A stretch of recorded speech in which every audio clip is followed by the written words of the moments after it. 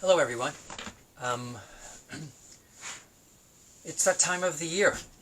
It's that time of the year when we finish our kindergarten experience and we begin to look forward into first grade. I wanted to uh, offer a note of congratulations to every single kindergarten student for your success and your completion of the kindergarten year. As you already know and experience, this has been a year unlike anything anyone alive knows about. We had great times together in person, and then things changed. School remained open while buildings were closed. And then families and teachers scrambled to do our best to take care of you. I am really pleased to know you all and know you each through our shared experience this year in person and through our shared experience online or virtually. I volunteered to be the math teacher for kindergarten students while we were doing remote learning. I thought that would be an interesting task to take on and try to offer different levels of math teaching so you could enjoy math instruction during this time. I hope that worked for you.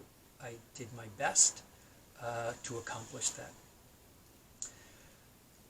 I feel lucky to have known you in person and remotely. I think back to the good things we used to do in the building. For those who participated in Crafternoon or Nation or World, and then everyone who participated in Hawks United, and then the shared things. We'd see each other in the hallway, or we would be outside at recess, and then there'd be lunchtime together.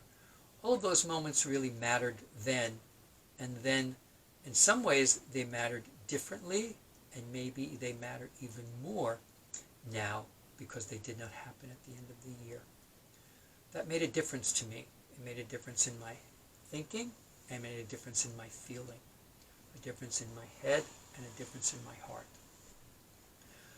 Thank you for participating in the kindergarten year, and double, thank you, for participating in the remote learning that we did. The kindergarten teachers and team worked thoughtfully to try to give you the best possible kindergarten experience distantly. And now it's that time where we're counting down our days on less than one hand. We're down to the final 5 days of school, and then buildings are closed and school is closed. As I remind my classes, while school may end, learning does not.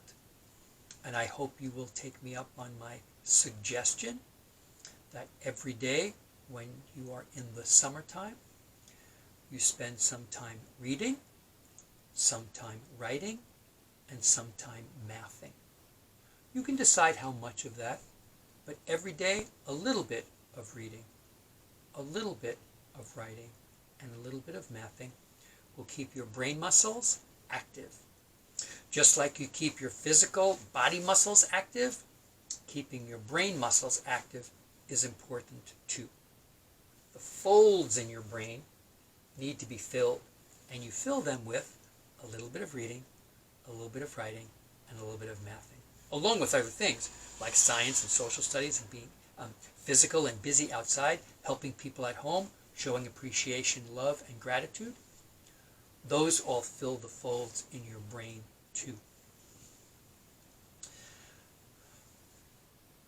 I missed seeing you in the building this year, in the springtime. I really missed that.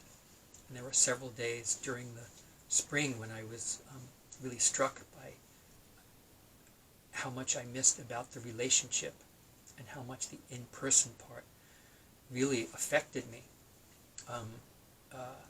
And it affected me a lot, and it still does. But I'm holding the memories of us in person, and I'm holding the memories of us remotely, deep in my heart, and deep in my brain as good places. I hope that you might feel similarly. Something I share with my class at the end of the year is the first grade wave. And what I let my students do, and hopefully they will accept my invitation, is when they see me in the hallway, is to wave with the first grade wave like this. Kind of your hand stays in one place, but your finger moves back and forth to show that you're in first grade. Now, whenever schools do reopen, I hope that everyone now, because in some ways I consider everyone in kindergarten part of my class, because I was your math teacher, is that you will send me a first grade wave, if you want to, when we see each other. You know, when school starts and we're back in person, kindergarten teachers have to keep looking at our classes, and I might not be able to pay attention to you, but I might give you a wave without looking at you. But then once when my class becomes confident and independent and skilled at moving through the hallways, I'll look at you and smile and wave. And a first grade wave shows that we connected without you interrupting your teacher or making noise in the hallway. We have this secret first grade wave which says we see each other. And then, of course, second grade wave when you're in second grade, and third grade wave when you're in third grade, and a fourth grade wave when you're in fourth grade, and a fifth grade wave when you're in fifth grade, and then that's a full hand. Please keep that in mind. The end of kindergarten is an important time because it both ends something and it begins something. It begins you being a first grader, which then leads to second grade and third grade and fourth grade and fifth grade and sixth grade, and seventh grade and eighth grade and ninth grade and 10th grade, 11th grade and 12th grade. That's when you graduate high school. And then 13th grade, that's when you go to college. And 14th grade and 15th grade and 16th grade when you graduate college. So the word people use is commencement. You're ending kindergarten, but you're commencing a lifetime of learning. It's been my pleasure and my honor to be part of your learning process. As a member of the kindergarten team, and as your math teacher, and as someone who cares about you. My head is full. My heart is full. Thanks everyone for being patient with us while we did our best, and certainly as I tried to do my best and serve you well. My heart's opening. I'm bringing everybody from kindergarten in